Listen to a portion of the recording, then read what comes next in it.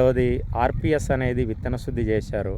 And క్రాప్లో కూడా మీకున్న పొలంలో కూడా ఒక 40-50 లీటర్ల వరకు మీరు వాడారు గోపి. ఆర్పిఎస్ రిజల్ట్ అనేది నీకు ఏ రకంగా అనిపించింది గోపి? విత్తన శుద్ధి ఏ రకంగా అనిపించింది? ఇప్పుడున్న క్రాప్ ఏ రకంగా అనిపించింది? దీని యొక్క వివరణ మన రైతులకు ఇవ్వండి గోపి గారు. ఇక్కడ స్టార్టింగ్ నుండి మీరు చెప్పినట్టు విత్తన శుద్ధి కానండి యూజింగ్లో ఉన్నాం మనం. ఓకే. ఒక మనతో పాటు వేసిన రైతులకి మనకు వ్యత్యాసం ఎప్పటికప్పుడు చూస్తున్నాం. విత్తన శుద్ధి అనేది కొద్ది భాగం చేయకుండా ఆపింది దీనికి చాలా అనిపించింది. ఓకే.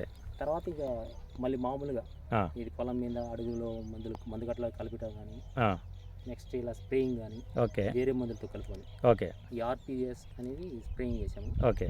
దీని రిజల్ట్ అనేది చాలా బాగుంది. చూడొచ్చు మీరు తోటకి. ఓకే. ప్రజెంట్గా అయితే దీని యొక్క రిజల్ట్ ఏ రైతైనా సరే వాడుకోవచ్చు. ఇది ఏ విధంగా అయినా కానీ ఒక రైతు అనేది నిజాన్ని చెప్తాడు. పండుగ చూసిన తర్వాత మీకు కూడా అర్థమైంది. వాళ్ళ డేట్ వచ్చేసి 23 జనవరి 2024. ఇప్పుడు మన చుట్టుపక్కల చాలా మంది వేసారండి. సుమారుగా ఒక 30-40 ఎకరాలు వేసి ఉన్నారు. మన అన్నవరం గ్రామంలో మనతో పాటు నేను 10 ఎకరాలు వేసా. ఒక ఎకరానికి అయితే ఆర్పిఎస్ అనేది స్ప్రేయింగ్ చేయలే. ఎందుకంటే దాని యొక్క రిజల్ట్ ఎలా ఉంటుంది, ఇది పోల్చుకుంటే అది ఎలా ఉంటుంది అని చూసాము.